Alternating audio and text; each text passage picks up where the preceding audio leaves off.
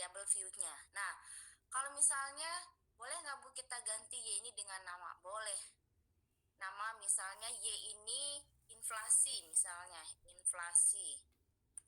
Terus yang kedua ini suku bunga misalnya. Kita ketik suku bunga. Nah, dia nggak akan mau di sini.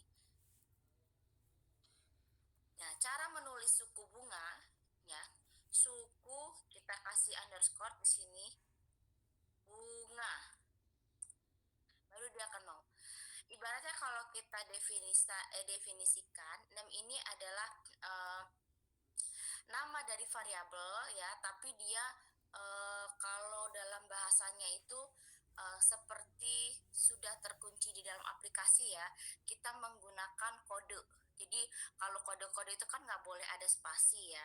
Nah, ini biasanya dia tidak akan mau kalau kita berikan spasi pada pemberian namanya.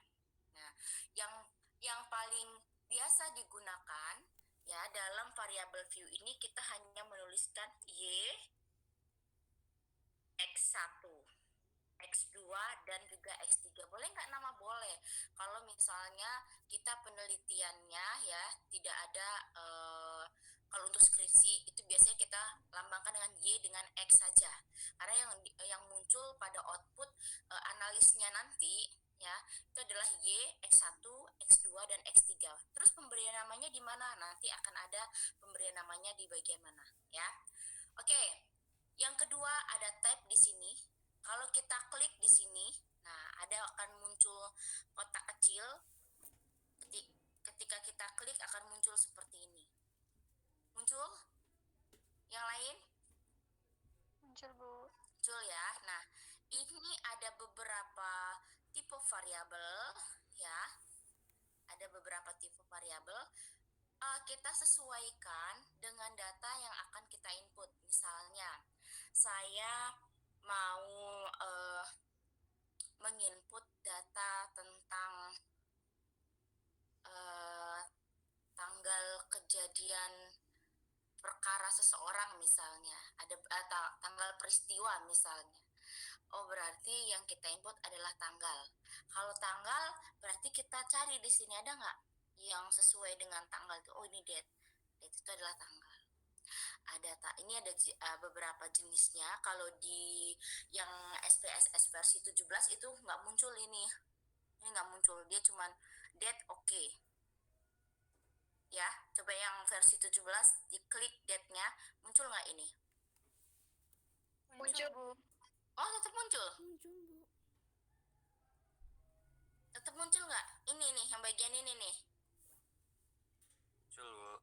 Oh, muncul. Oke, berarti sudah update, Bu. sudah update ya. Oke.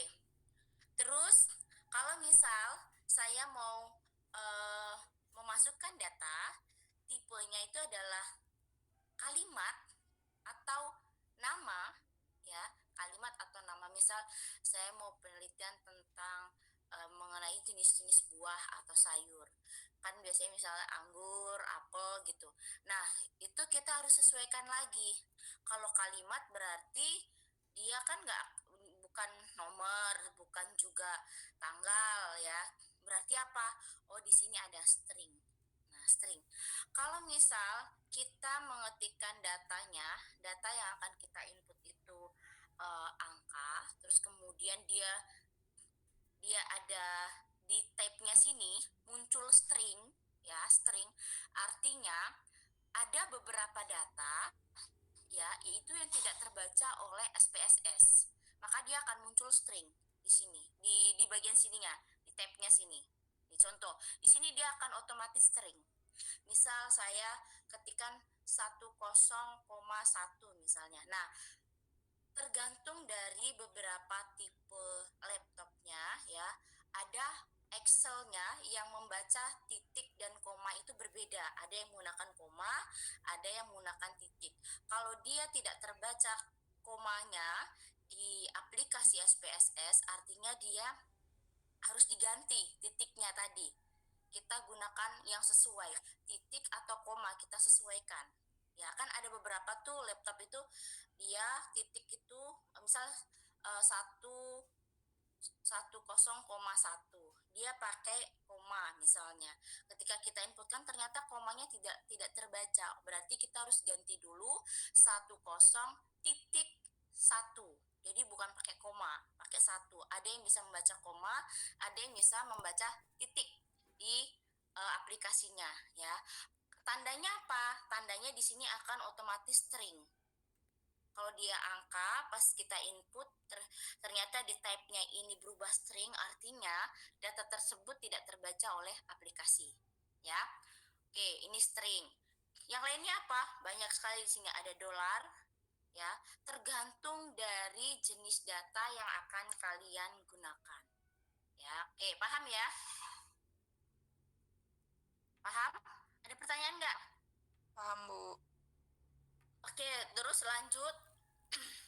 Ini nanti di sini penjelasannya banyak nih. Nih, ada type-nya juga di sini, numerik, koma. Koma ini untuk koma itu untuk desimal ya. Misalnya satu yang tadi saya bilang, tapi sesuaikan dulu dengan tipe dari laptopnya, dia membaca titik atau membaca koma ya. Terus ada dot juga di sini, ada scientific di sini untuk angka dalam bentuk sains ya, dituliskan misalnya seperti ini. Ini sains, biasanya dia ada beberapa kayak nilai-nilai yang ada simbol-simbolnya ya. Terus date tadi udah, terus dolar untuk mata uang. Untuk mata uang dolar, terus custom di sini merupakan tipe data untuk masukkan jenis mata uang lainnya ya. Terus string ini tadi memasukkan huruf atau karakter. Jadi tadi kenapa titik dan koma kadang-kadang tidak terbaca? Kalau dia tidak terbaca, maka dia akan membentuk karakter di sini. Nah, gitu ya.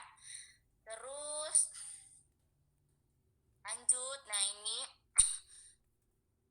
kolom ketiga ada weight di sini. Ini sebenarnya nggak terlalu kita pahami ya, maksudnya nggak terlalu kita butuhkan nanti ketika kita menulis skripsi juga ya, memasukkan data. Ini kita abaikan saja, kita nggak usah isi pun nggak apa-apa ya. Terus ada desimal. Oke, mana tadi? Kita balik lagi ke sini. Kita isi yang penting-penting saja ya, saya jelaskan yang penting. Nah, desimal. Misal tadi saya sebutkan datanya ya, datanya itu 1,53, misal 1,53. Maka desimalnya di sini adalah 2. Kita tuliskan. Kenapa ini 2? Karena ada dua nilai, dua angka di belakang koma, 1,53 ya. Jadi ini adalah kolom untuk membaca berapa angka yang ada di belakang koma. Kita mau ambil berapa nih, misalnya kita samakan. Kenapa harus disamakan? Agar ketika menganalisis data, aplikasi ini bisa membaca keseluruhan ya. Jadi saya mau ambil tiga angka misalnya, berarti 1,530. Kosongnya akan muncul dengan sendirinya. Kalau saya ambil 4, berarti akan nambah lagi nilai di belakang komanya. Paham ya? Desimal ini adalah nilai di belakang koma pada data yang kita input nanti. Terus yang selanjutnya ada label. Nah, label ini penting ya. Label ini menggambarkan atau menjelaskan pada bagian name. Ada bagian name-nya. Ada Y. Y-nya apa? Oh, kalau tadi bisa ditulis inflasi, berarti penjelasannya Y adalah inflasi. Ya, variabel Y adalah variabel inflasi. Kita tulis di sini. Inflasi. Nah, terus yang kedua tadi apa? Oh, suku bunga. Kalau di sini dia mau pakai spasi, suku bunga. Dia mau pakai spasi. karena dia bukan apa namanya eh, bukan kode ya, bukan kode ketika aplikasi membaca. Nah, label ini menjelaskan dari kolom name-nya. Suku bunga, terus X2-nya apa? X3-nya apa? Kita tuliskan di sini. Misalnya eh, pendapatan. Terus di bawahnya lagi apa namanya? Nilai tukar. Jadi terisi semua. Terisi semua. Oke, paham? Paham, Bu. Paham ya? Oke. Terus kolom selanjutnya ada value ya. Nah, value ini biasanya kita gunakan dalam data ya. Data yang berkaitan dengan setiap data yang kita input ya, itu mempunyai definisi, mempunyai makna, mempunyai arti. Ya, artinya gini, misal kita mau menginput data hasil penyebaran kuesioner kepada sampel yang akan kita teliti, ya, penyebaran kuesioner.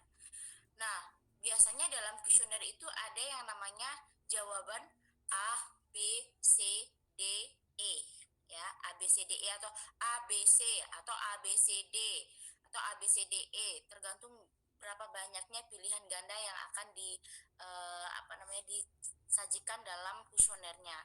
Nah, kalau dalam penelitian ABC itu biasanya diganti dengan angka oleh si pembuat atau si penelitinya. Misal nomor 1 ada satu pertanyaan, terus ada pilihan jawabannya 1, 2, 3, 4, 5 ya. Jadi setiap jawaban itu memiliki skor. Misal kalau tadi A, B, C, D, E, berarti A itu ada skornya. A itu berapa? Nah, kalau di penelitian diartikan A, A tadi ya kita ganti dengan angka. Misal angka 1. Angka 1 itu punya arti. Artinya apa? Setujukah, tidak setujukah, benarkah, tidak benar, sesuai, tidak sesuai, dan lain-lain. Tergantung dengan jenis atau karakter yang akan dituangkan dalam jawabannya. Ya, biasanya ada sangat setuju, setuju, netral, tidak setuju, sangat tidak setuju. Makin kecil jawabannya, makin menunjukkan karakter dari jawabannya masing-masing ya. Jadi kalau misalnya saya mau sangat setuju itu saya berikan skor 5, maka berarti setujunya 4, netralnya 3, tidak setujunya 2, sangat tidak setujunya 1. Contoh misal di sini kita ketikkan value-nya 1 misalnya. Oh, nilainya kecil. Kecil tuh biasanya kalau kita simbolkan buruk gitu kan. Buruk, artinya jawabannya sangat buruk. Kita tulis sangat tidak setuju. Saya singkatnya STS misalnya, kita add di sini. Terus yang kedua, di sini tidak setuju. Nah, add lagi. Terus di sini 3, kita tuliskan N. Add lagi. Terus di sini 4, di sini sangat setuju. Saya tuliskan ST, keterangannya, labelnya ya. Add. Terus yang jawaban kelima ya, nomor 1 tapi pilihan jawaban kelima, berarti di sini sangat setuju, add. Terus kita oke kan. Nah, dia akan muncul di sini seperti ini. Ya, munculnya seperti ini. Oke. Ya, paham ya? Terus untuk variabelnya juga sama, kita sesuaikan. Ada nggak jawabannya yang mempunyai arti sama seperti si variabel Y? Kita tuliskan juga sangat setuju, tidak setuju. Ini biasanya digunakan pada penelitian yang menggunakan data kuesioner. Kalau data keuangan jarang. Ya, data keuangan. Ada nggak? Ada. Biasanya kalau misalnya tentang sensus penduduk, terus tentang kesejahteraan, misal kita sebutkan kita mengukur tingkat kesejahteraan seseorang. Ada beberapa jawaban yang akan diisi oleh responden itu berbentuk angka tadi 1, 2, 3, 4. 1 itu kategori sejahtera, misalnya yang 2 itu tidak sejahtera, dan seterusnya. Kita berikan nilainya pada kolom value-nya. Paham? Kalau belum prakteknya memang kita nggak akan paham banget. Tapi ini pengenalan dulu, oh value untuk ini ya. Paham tidak? Sedikit-sedikit. Iya, Bu. Oke, lanjut ya. Ini ada penjelasannya juga di sini. Value-nya, nah sama nih. Ini ada kelas juga nih. 1 itu kelas A, kelas B, contohnya ya, contohnya. Nah, ini ada miss value di sini. Berfungsi untuk menghilangkan sebuah nilai agar tidak dimasukkan ke dalam analis.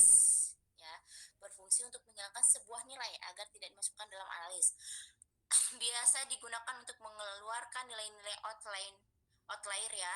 Ada 3 pilihan di sini, noise, discrete matching, terus ranks. Ini juga kita abaikan ya, karena kadang-kadang kita nggak pakai ini, bahkan nggak pernah selama penelitian ini belum pernah, kecuali kalau kita penelitiannya sudah masuk kategori yang jauh sekali ya. Kalau untuk skripsi dan lain-lain kita belum gunakan ini ya. Kita masukkan saja yang penting-penting saja. Nah, ini kolom berfungsi untuk menentukan lebar kolom pada data view.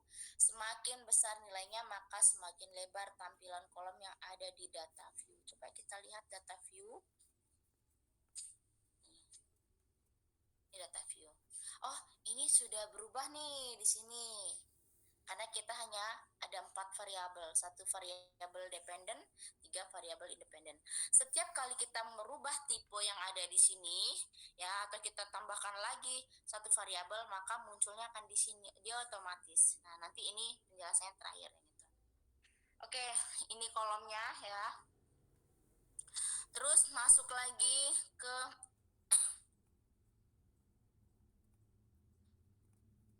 ini juga, ini juga kita abaikan, kita nggak pakai. Nah, ini adalah yang akan kita gunakan ya. Ada measure. Measure itu adalah penentukan skala data dari sebuah variabel ya, dari sebuah variabel. Ini akan mendeskripsikan skala data yang akan kita masukkan. Ada nominal, ada ordinal, ada scale. Sebenarnya ada interval dan lain-lainnya. Nanti di penjelasan modulnya ini lengkap, nanti bisa dibaca sendiri ya. Kita masuk ke sini, ke aplikasinya.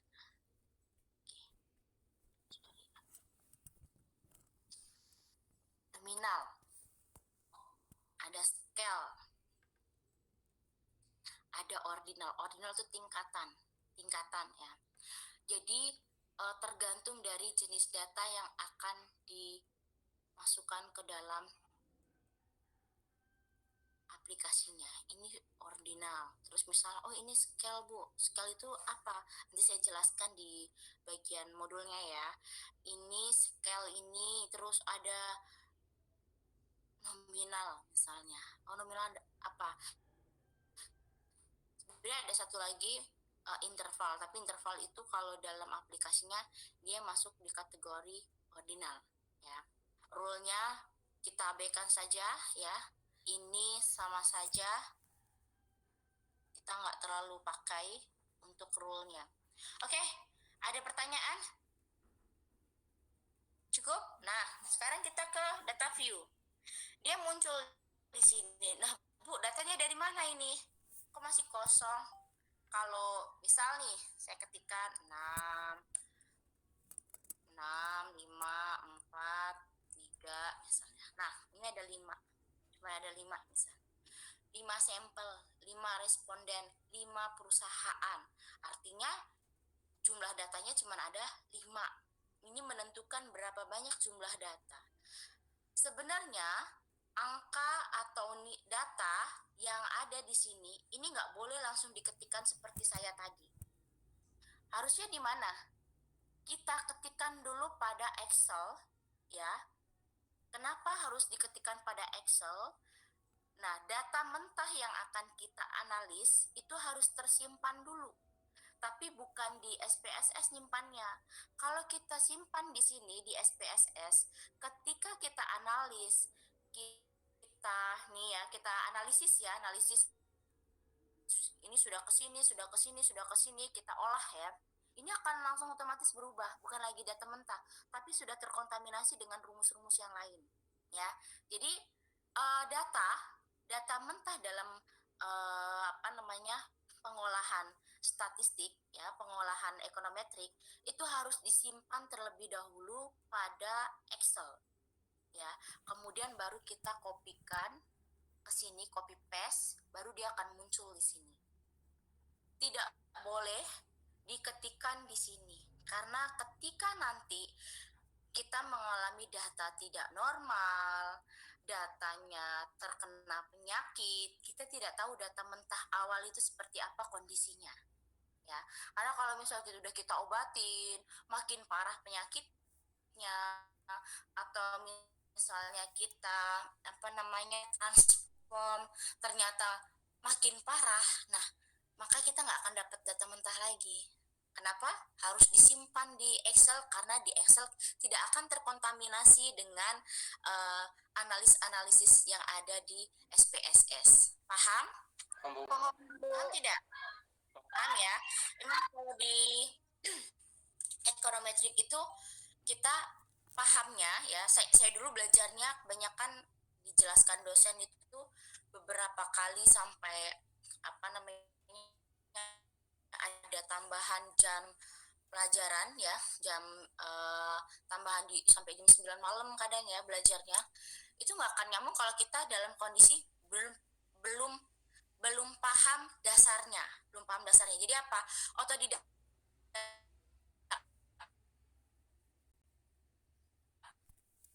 belajar sendiri, bisa mengolahkan data orang lain. Olah data itu kalau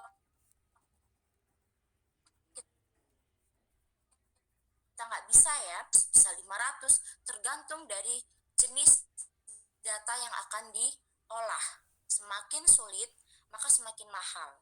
Makanya kalian wajib bisa ya, wajib bisa mengolah data. Nanti kalau udah skripsi itu ada ilmu namanya jurus kepepet. Itu mau nggak mau kalian harus bisa di situ ya. Oke, itu tadi ya, saya jelaskan ini tadi ya, ada variabelnya ada 4. Kita belum belum mencoba untuk menganalis, kita masih dasarnya dulu, pengenalan. Minggu depan baru kita coba ya. Tapi coba Excelnya sudah paham, maka kita akan copy paste di sini. Saya sudah jelaskan di bagian sini. Ini harus diisi terlebih dahulu, jangan ini dulu yang diisi ya, tapi variabel view dulu. Jenisnya apa, namanya apa, desimalnya, value-nya perlu atau tidak kita isi. Kalau misalnya dia data keuangan nggak perlu diisi, ya udah kita abaikan, nggak usah diisi. Terus apa lagi?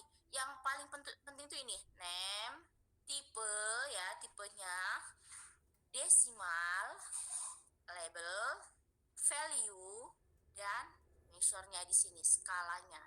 Skala pengukuran dari datanya kita menggunakan apa? Ya, ini 1, 2, 3,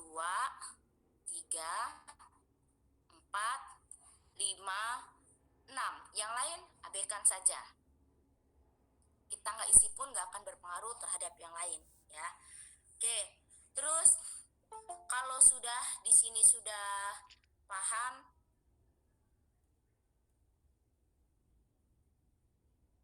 saya akan jelaskan sedikit. Nanti saya share ya penjelasan mengenai apa itu data tadi yang saya sebutkan. Ada tingkat ordinal di sini ya. Kita klik dulu baru materinya. Ya, gabungan dari statistik, matematik,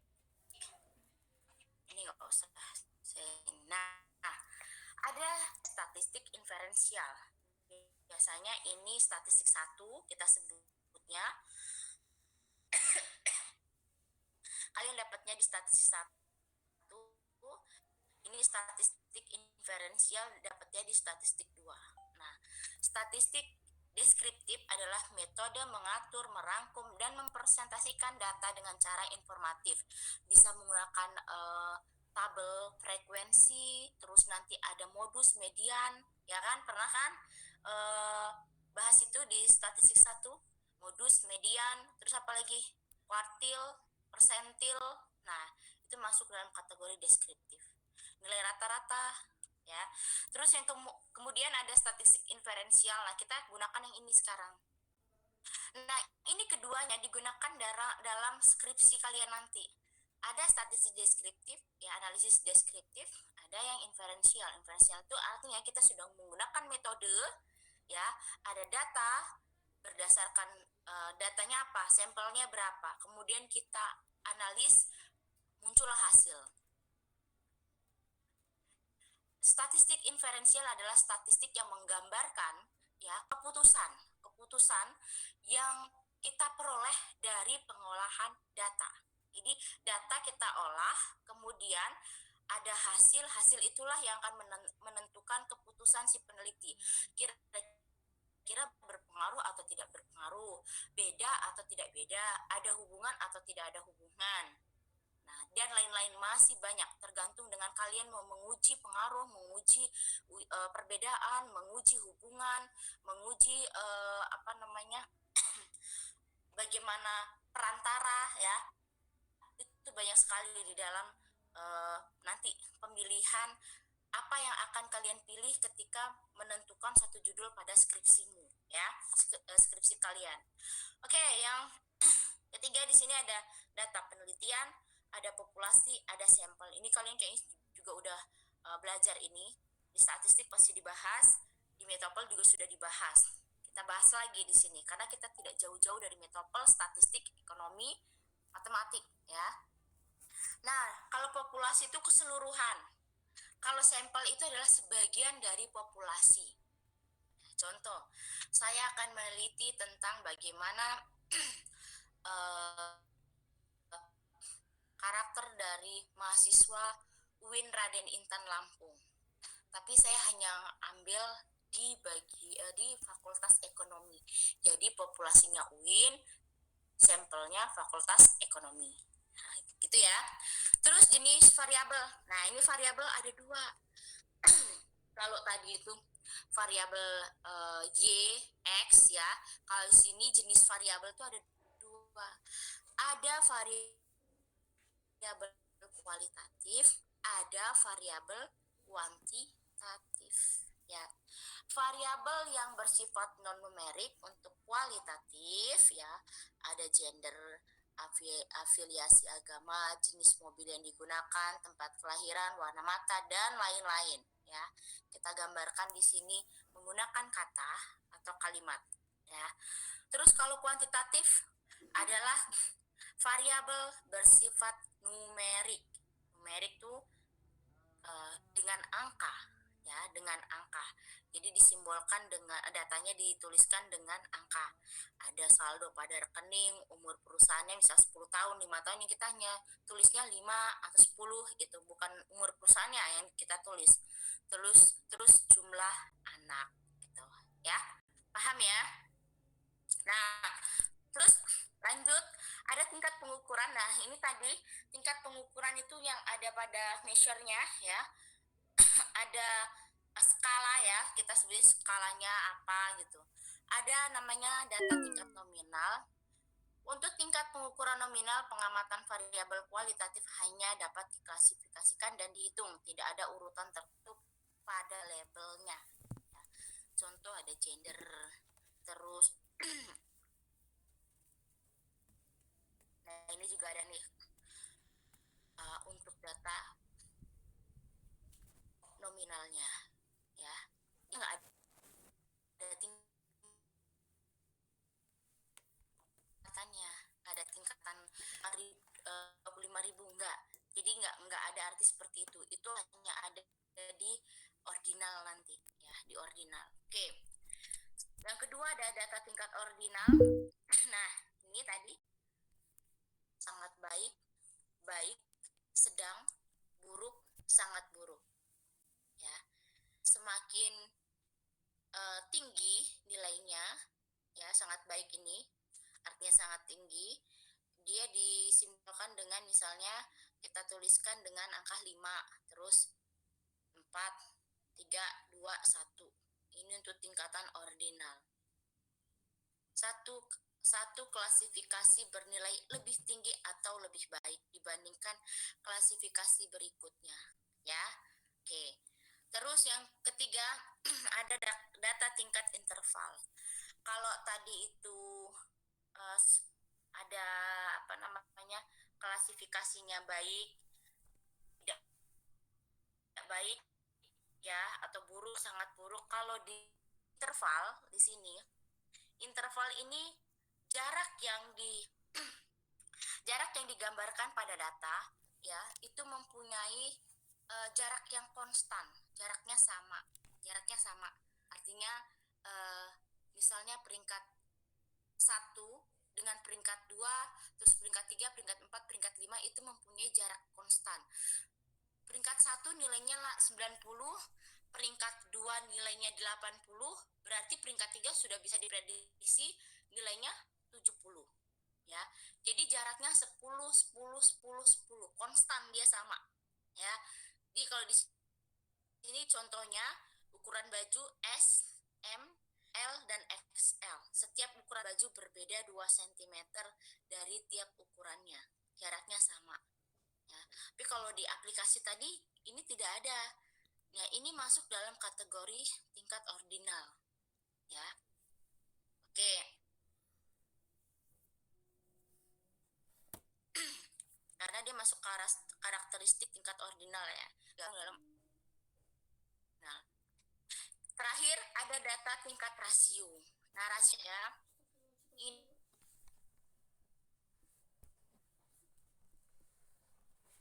ini menggunakan scale.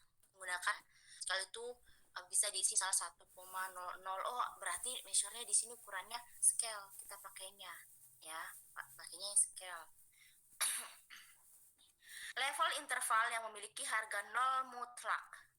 Artinya harga 0 pada skala inti memang menunjukkan bahwa atribut yang diukur sama sekali tidak ada pada objek yang bersangkutan. Ini nih gambarannya misal 0,17, 0,170, 0,171. Jadi nilai yang tertera di belakang koma itu wajib diisi semua. Karena setiap nilai yang ada di belakang koma kalau kita menggunakan scale, ya, itu mempunyai arti. Jadi beda. Misal tingkat rasio profitabilitas pada perusahaan 0, lagi tahun berikutnya misalnya 0,517 dengan 51 dengan 517 beda. Kalau kita gunakan scale maka dia akan muncul langsung 0 di atasnya. 0,0007%, ya, itu mempunyai arti yang sangat luas. Jadi tetap harus diisi. Nah, kenapa ekonometrika itu susahnya gabungan dari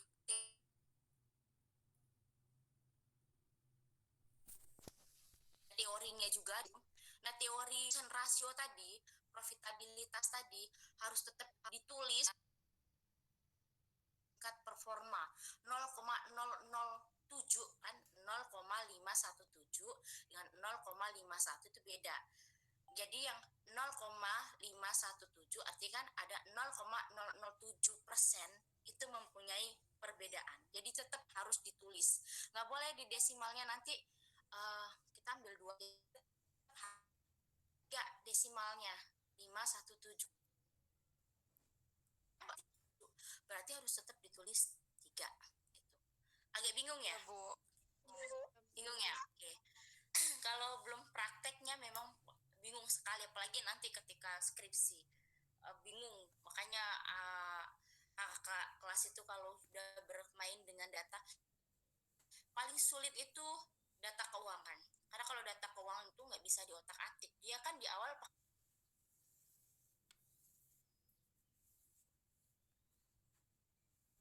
misal profitability data sesuai loh Bu. Kok saya udah uji berapa kali, hasilnya tetap sama, nggak berpengaruh. Saya boleh nggak ya Bu ganti sampel sebar? Boleh. Dia sebar lagi, nilainya akan berubah. Tapi kalau di data kelompok saya ini nggak bisa loh Bu. Kalau saya ganti perusahaan, loh nggak sesuai dengan jenisnya. Terus rumusnya juga akan tetap sama. Terus gimana dong? Ya udah di otak-atik gimana kalau ngotak-atiknya nggak bisa kalau rumusnya sudah laba dibagi dengan biaya, ya itu sudah, masa laba mau diganti dengan yang lain, rumusnya akan berubah di awal ya kan.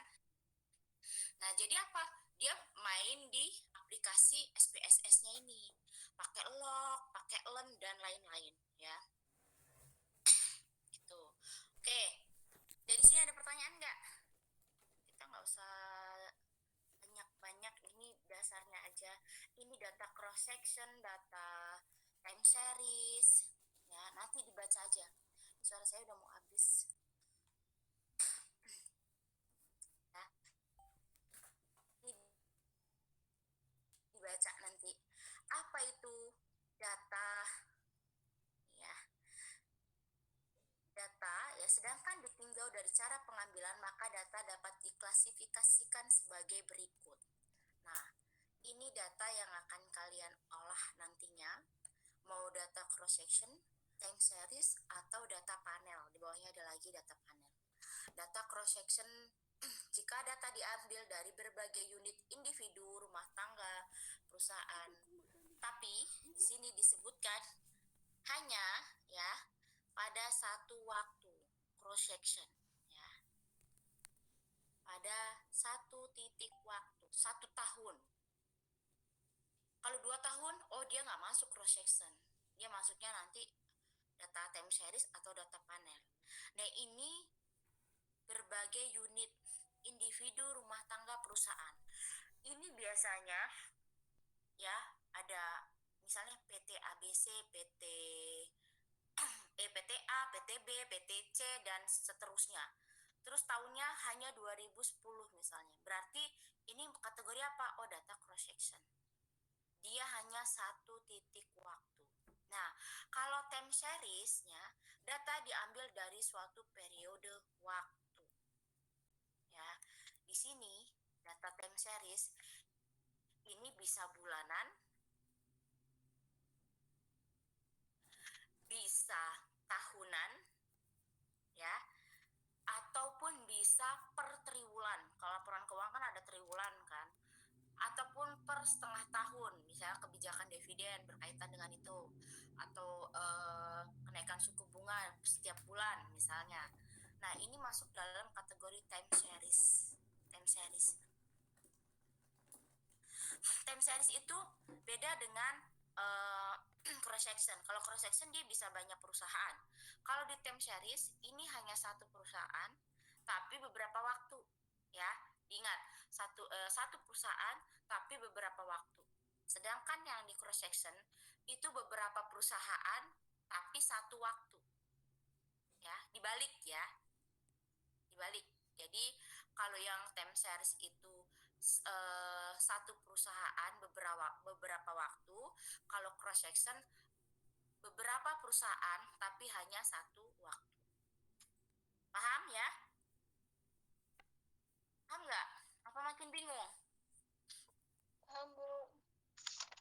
Oke, kalau panel ya, data panel ini gabungan antara cross section dengan time series. Ya. Dia boleh banyak perusahaan, boleh beberapa waktu. Itu disebut dengan data panel. Cukup? Ada pertanyaan nggak? Kayaknya makin bingung nih.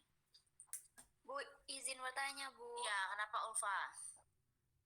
Iya kan di sini saya sama teman-teman yang lainnya itu ada yang menggunakan versi 17 ya, Bu. Itu baiknya diganti ke 24 apa nggak usah ya, Bu? Nggak apa-apa, sama aja. Nggak akan berpengaruh. Ada beberapa, cuman ada beberapa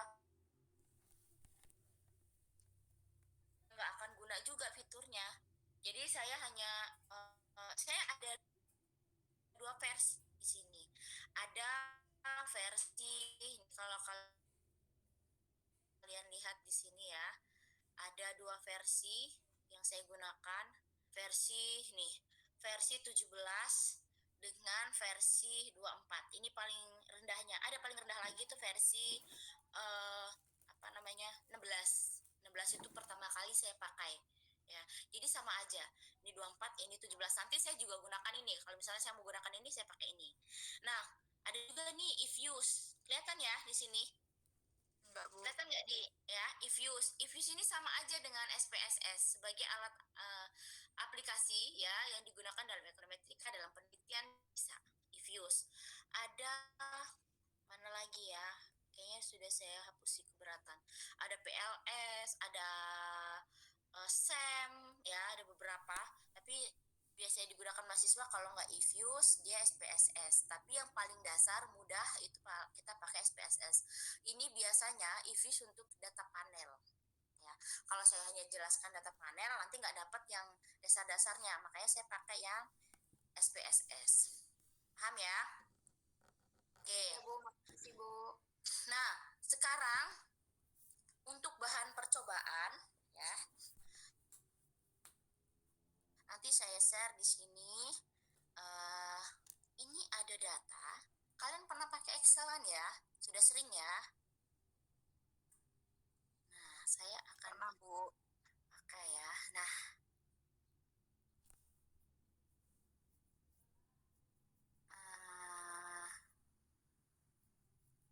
di sini ada tabel frekuensi.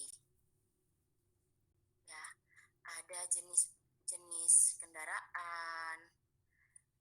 Terus ini buat nanti datanya dari saya aja deh. Datanya dari saya buat tabel diagram pie, terus tabel ini diagram pie ya, terus ini tabel frekuensinya kayak gini. Nanti datanya dari saya share di grup nanti akan ada tugas. Oke, ada pertanyaan nggak? Ini yang telat, mohon maaf, saya udah telat soalnya, ini juga masih ada yang telat. Ada pertanyaan nggak? Cukup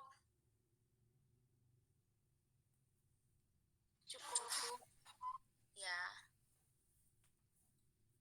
Ada pertanyaan nggak? Saya absen. Oke, saya absen dulu. Silakan on kamera, cepat. Ahmad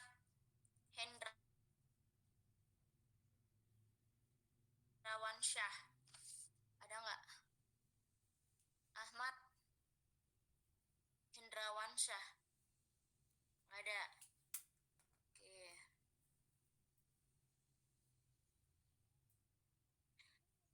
Andika Septiawan, Hadir.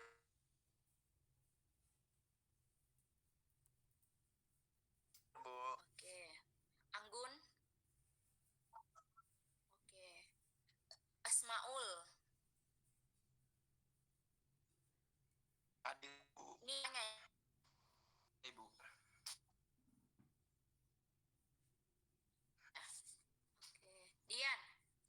Dian ada nggak? Dian Siti, Dian, Bu. mana? Hadir, Bu. Oke.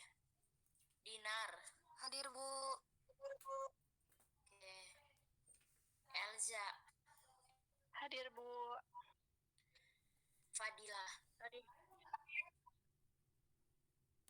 Hani,